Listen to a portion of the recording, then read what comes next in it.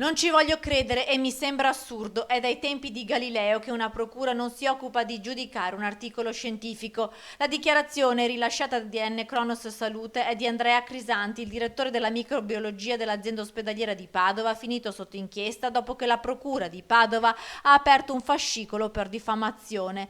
L'esposto è stato presentato dal nuovo direttore generale di Azienda Zero, Roberto Toniolo. Il caso è quello dei tamponi rapidi antigenici che, secondo uno studio condotto dallo stesso Crisanti, non sarebbero attendibili.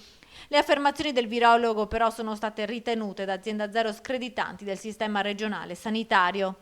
Credo sia la prima volta che un argomento scientifico viene usato a scopo diffamatorio, conclude Crisanti, in attesa di capire se procedere per vie legali alla sua difesa. La bufera sul caso Crisanti e la Regione Veneto si è trasformata ben presto in 3 inchieste. Oltre a quella per diffamazione, la Procura di Padova ha aperto un fascicolo sull'attendibilità dei tamponi rapidi e sulla loro presunta efficacia. Il pubblico ministero Benedetto Roberti sta indagando con l'ipotesi di frode in pubbliche forniture per verificare se la Regione sia stata truffata dalle aziende farmaceutiche che avrebbero venduto test poco efficaci.